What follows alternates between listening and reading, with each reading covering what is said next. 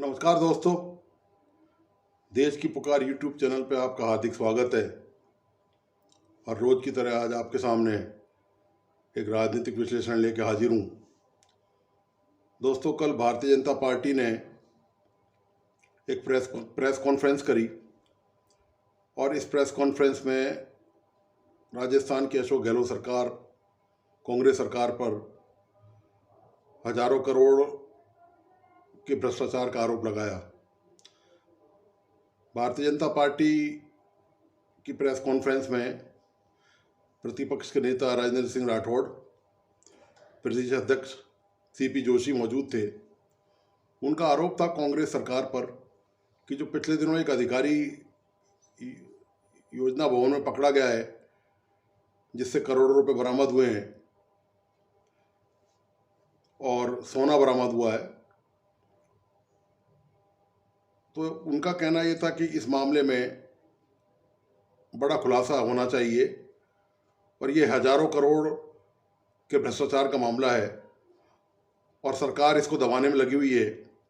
उनका ये भी आरोप था कि सरकार किसको दबाने में लगी हुई है, वो कौन अधिकारी हैं, वो कौन दूसरे और लोग हैं जो इसको दबाने में छुपाने में लगे हुए हैं और इस मामले की पूरी जांच नहीं कर रहे हैं। जबकि ये मामला सिर्फ एक अधिकारी तक सीमित नहीं है।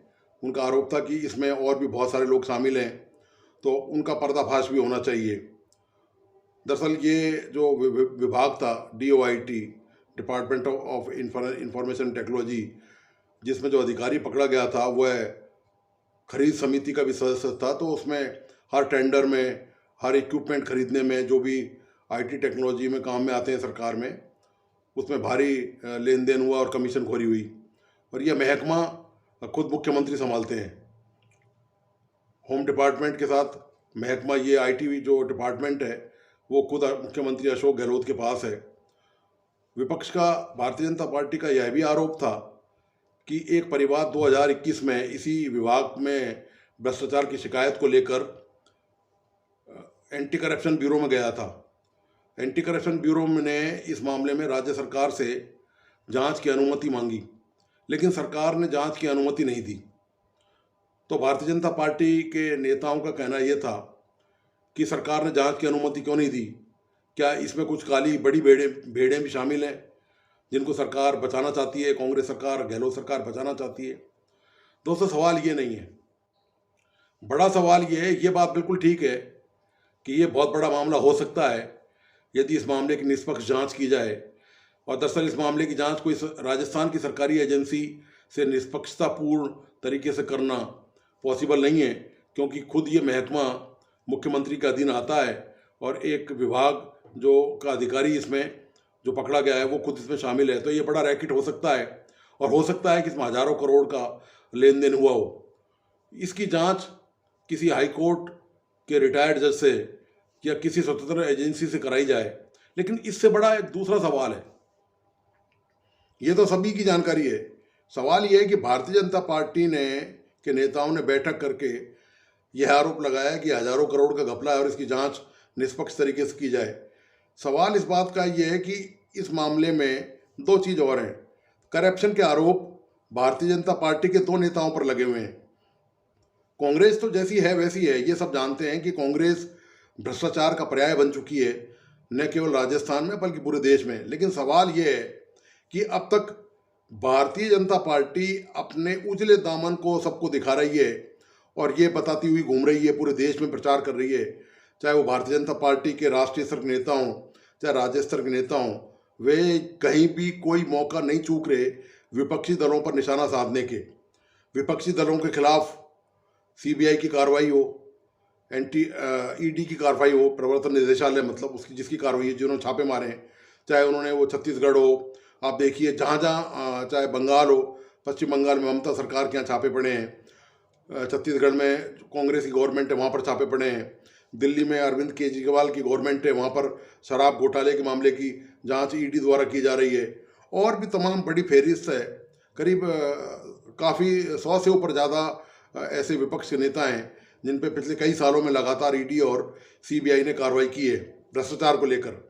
लेकिन सवाल इस बात का है कि भ्रष्टाचार को लेकर CBI और ED जो केंद्र सरकार की एजेंसी है वह केंद्र सरकार के इशारे पर ही काम करती है। वह अपनी मर्जी से ये तय नहीं कर सकती कि कहाँ छापा मारना है और कहाँ छापा नहीं मारना। इसके लिए उनको स्वीकृति लेनी होती है, वो लिखित में नहीं होती।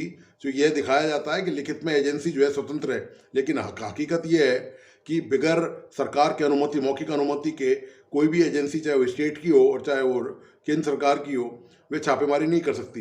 तो सवाल इस बात का यह है कि जब वसुंधरा राजे पर सचिन पायलट ने आरोप लगाए कि जब वसुंधरा राजे मुख्यमंत्री थी राजस्थान की, तो उन्होंने करीब 40,000 करोड़ रुपए का भ्रष्टाचार उनके राज में हुआ।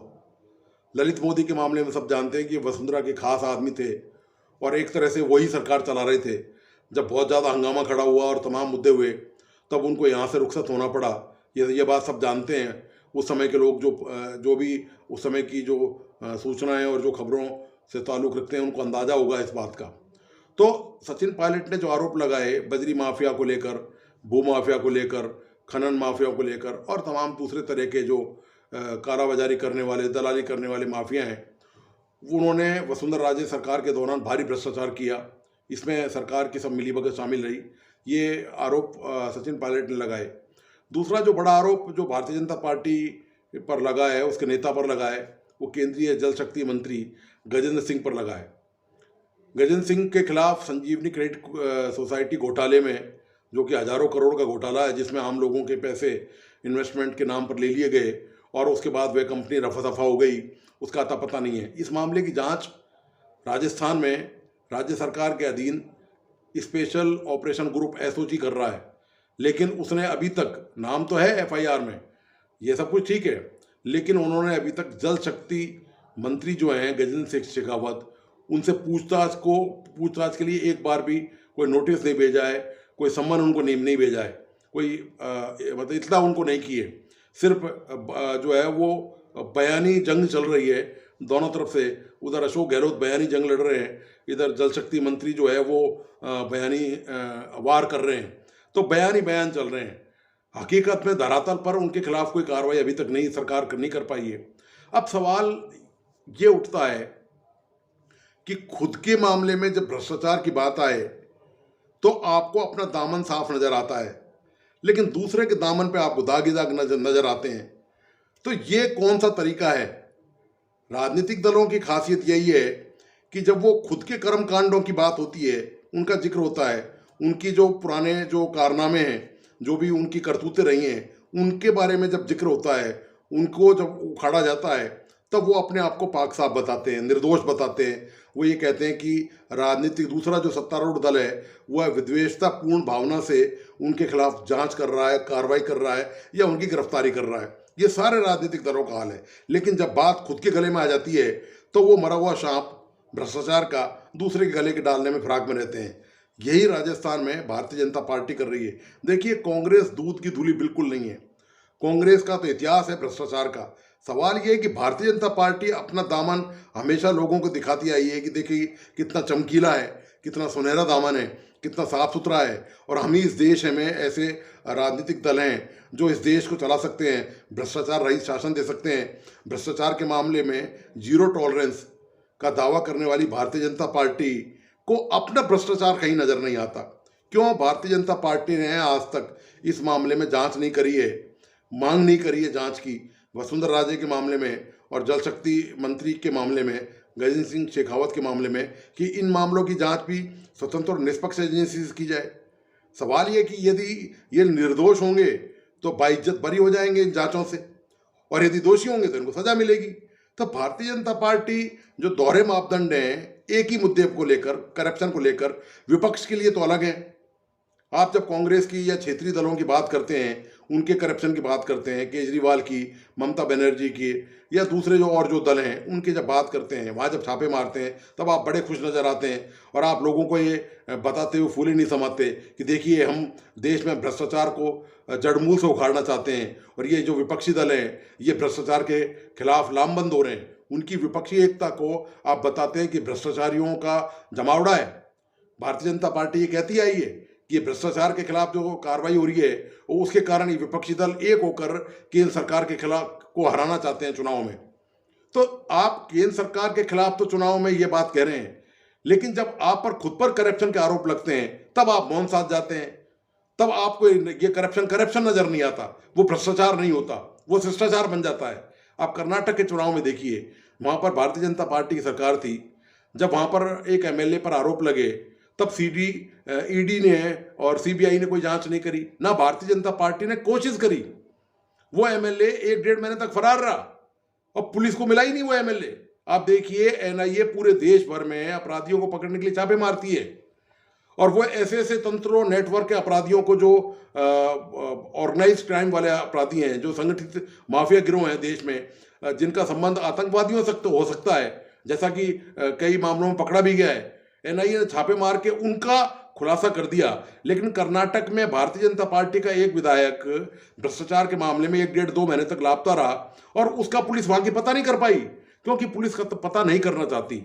वहां की तत्कालीन भारतीय जनता पार्टी सरकार ने पुलिस को ये इशारा ही नहीं किया कि इस एमएलए के खिलाफ कार्रवाई की जाए, क्योंकि चुनाव सिर पर थे।